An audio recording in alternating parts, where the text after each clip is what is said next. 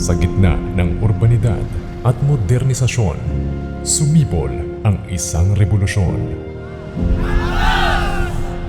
na nagbigay daan sa makabagong paraan ng pagkukommute at pamumuhay ng bawat Pilipino. Ito ang Kwentong Angkas, ang kauna-unahang motorcycle taxi sa bansa mula sa simpleng ideya na solusyonan ang hamon ng pang-araw-araw na pagkukommute na nagbigay daan para sa oportunidad na magkaroon ng disenteng trabaho ang mga nagmumotor. Inisenta natin ang maayos sa gobyerno. At anong sukli nila?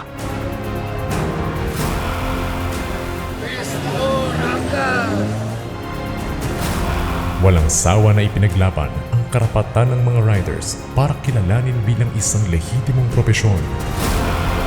Matapos natin paglingkuran ang taong bayan, matapos natin bigyan ng 99.997% safety record. Sa pamamagitan ng walang tigil na advokasya at pakikipagtulungan sa lokal na gobyerno para sa karapatan at benepisyo pang empleyado para sa ating mga riders. Save ang us! Matapos tayo dumaan sa karayom upang ipweba sa kanila na tayo ay safe, anong ginawa nila? Ang gusto nila gawin, tanggalin ang 17,000 na angkas biker. Papayag ba tayo?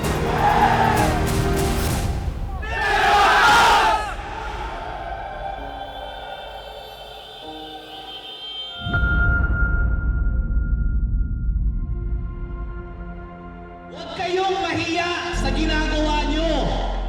Hindi nakakahiya ang ginagawa nyo. Hindi illegal ang ginagawa nyo. Hindi tayo tumigil sa legalisasyon. Patuloy nating isinulong ang comprehensive benefits para sa ating mga riders. Mula health insurance hanggang sa mga programa ng gobyerno para masiguro ang kapakanan at tanggalin ang pag-aalala ng ating mga riders. Mula sa lansangan, nabuo ang isang komunidad at kapatiran para sa ating mga riders. Nag-organisa ng mga events para sa mga kapwa riders.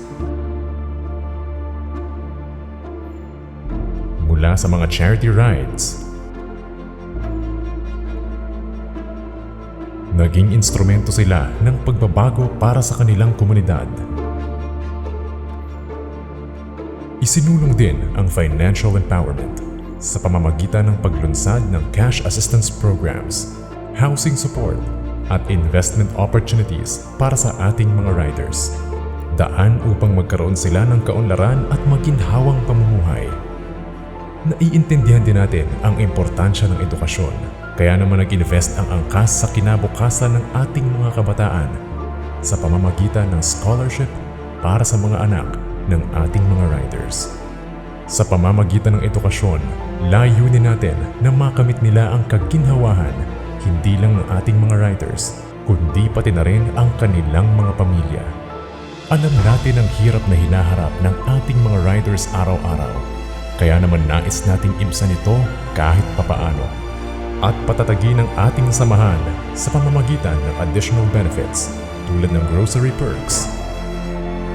Mula sa simpleng solusyon na bumago sa ating pamumuhay hanggang sa simbolo ng positibong pagbabago sa pagkakaisa ng komunidad sa pamamagitan ng oportunidad panghanap buhay at mga benepisyo.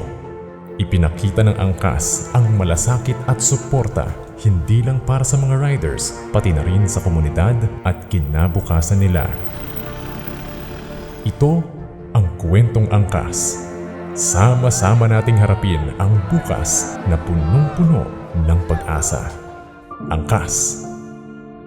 Tara na!